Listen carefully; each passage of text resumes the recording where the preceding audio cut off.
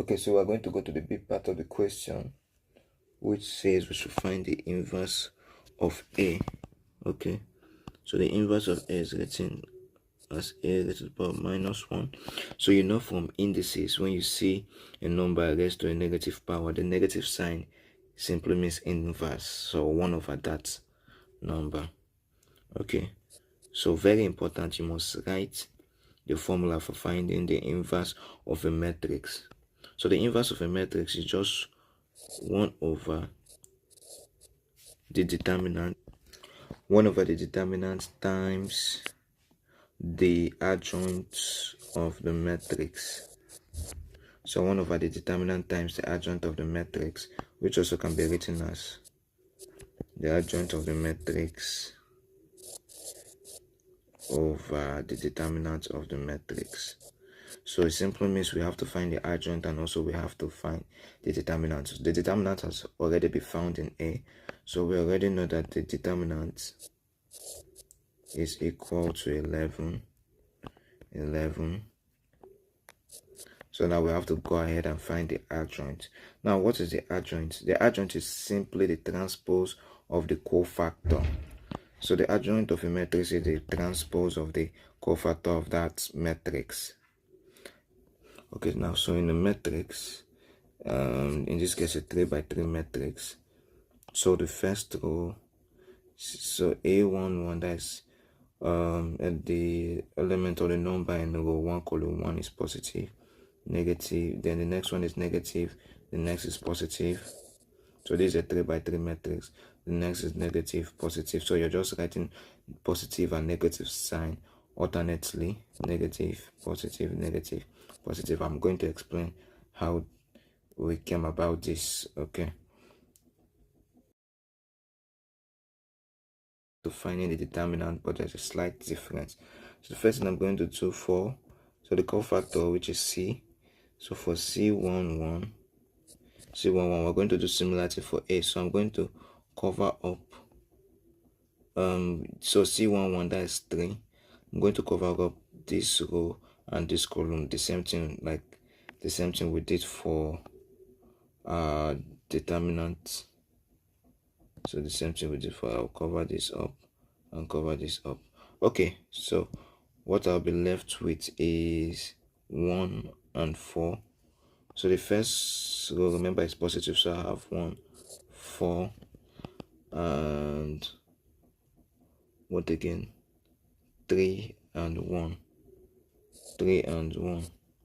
So which is equal to 1 times 1, 1 times 1 minus 3 times 4.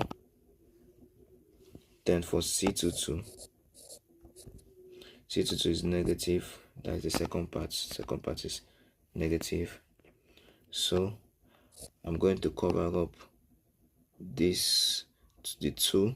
So I'm going to cover up everything in the column and the row. So what am I left with? 3, 1 and 3, 1. So I have 3, 1, 3, 1, which is equal to negative sign outside. I have 3 times 1 minus 3 times 1. Okay, then for C, so that should be C12. So for C13, please show you for C22, which means row 2, column 2, so that is 1. This is row 2, column 2, so that is 1. I'll cover everything on the row and on the column and on the row, which is, so what will be left is 3. So I have 3, 1 and 4, 1.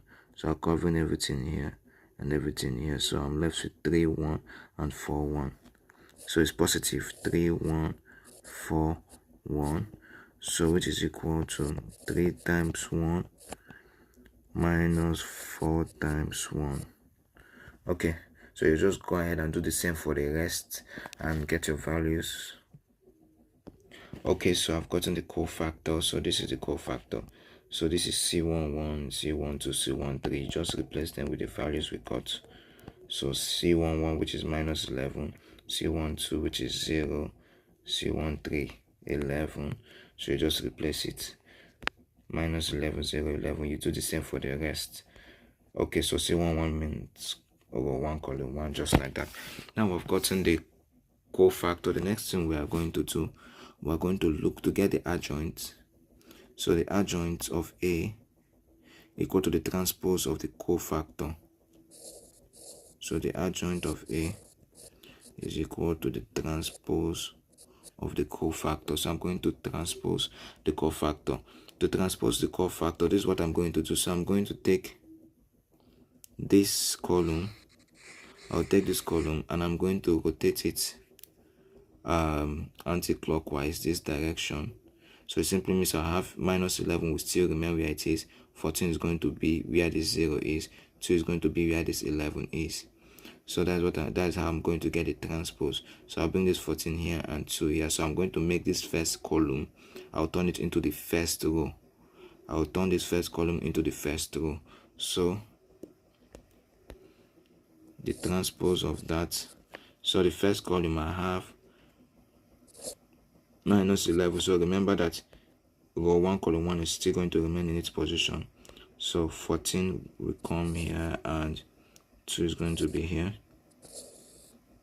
Okay, then I'll just write each element under them back. So under minus 11 we have 0 and 11.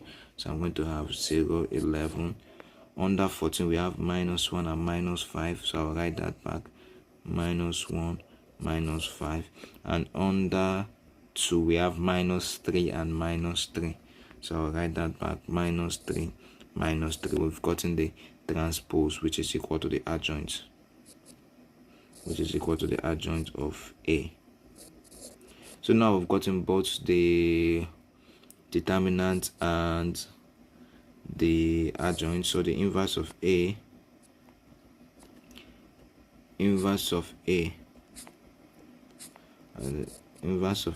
is simply equal to 1 over the determinant we got was 11 times this minus 1 minus 11, 14, 2, 0, minus 1, minus 3, 11, minus 5, minus 3.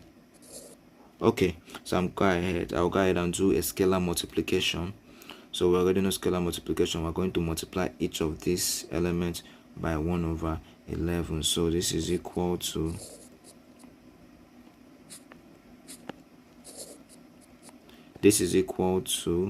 we have minus 11 over 11,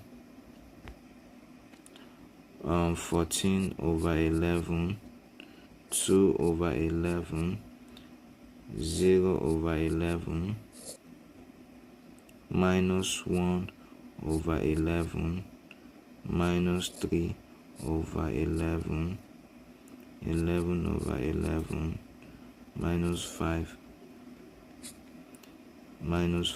over 11, minus 3 over 11. Okay, so I'll just go ahead and simplify the ones that can be simplified or that can be reduced. For example, minus 11 over 11, that will give us minus 1, 14 over 11. You can leave that as 14 over 11, they don't have a common factor. 14 over 11, 2 over 11,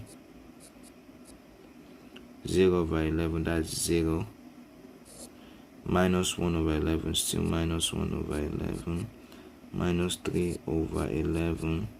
11 over 11, that's 1. Minus 5 over 11. Minus 3 over 11. Okay, so this is the inverse of A. This is the final answer.